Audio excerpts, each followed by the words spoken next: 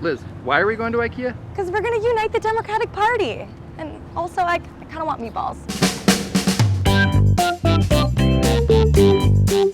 You would think that uniting a party running against a Republican billionaire that calls Mexicans rapists and women fat pigs would be a piece of cake.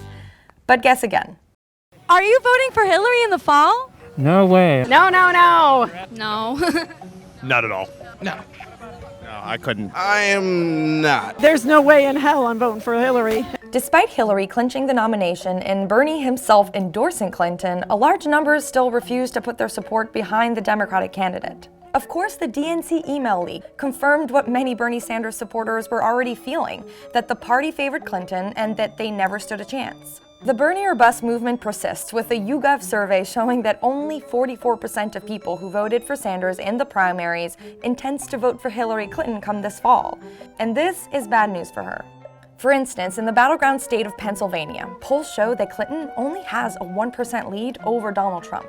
But if she could get half of Sanders supporters behind her, that lead could go up. I wanted to know if I could find a way to bridge this gap. Using a method devised by a therapist to help practice better communication, we had our subjects construct a small night table. We locked up Katie, a self-described Bernie bro, and Ben, a Hillary supporter, in a room with no AC, no water, and with one frustratingly simple task. What could go wrong? Oh my God. Let's take these screws and secure them And to our unscrew America. Yeah, but screw together this weird table. What Bernie Sanders did is amazing. Bernie Sanders engaged an audience of voters that have never been engaged like that before. Literally, he broke records. Right. But some of those people aren't politically experienced. They haven't seen how our democratic system works, and so they get angry when they don't get the results they want. Every single step of the way, Yeah. Hillary's defenders, not all of them, but I'll say the most vocal and closest to the campaign, have been pushing back on all efforts to hold her at all accountable and move her to the left. But To such Katie, an that's not true. Look at Social Security, where Hillary Clinton has changed her. But that wasn't stand. because of her. That was because of progressive voices coming together and fighting to push her to the left. Right.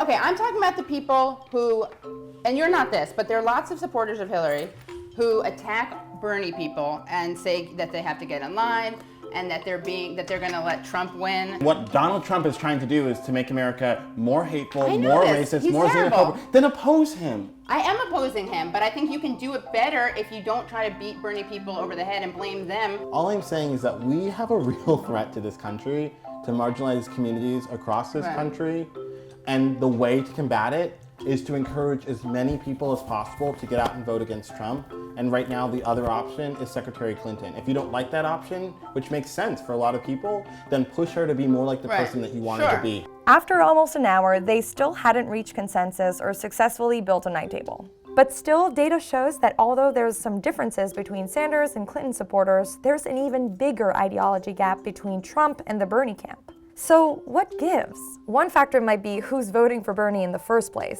According to data from 538, the Sanders campaign attracted voters who are less likely to vote in elections. Add to the mix their declining view of Hillary Clinton over the course of the primary, and it's not hard to understand the discord.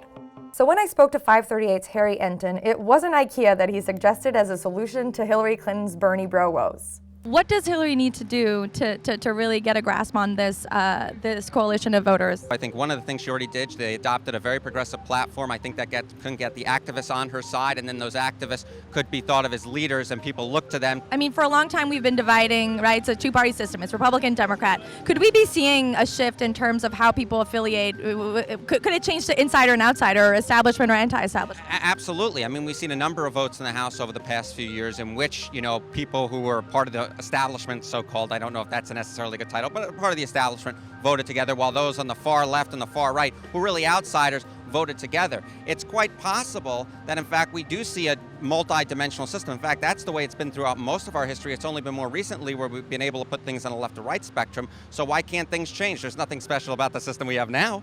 Bernie supporters have had a huge impact on the Democratic Party and changed the way that we view the two-party system. But now that their candidate has endorsed Hillary, where do they go from here? Will they back her and work within the system?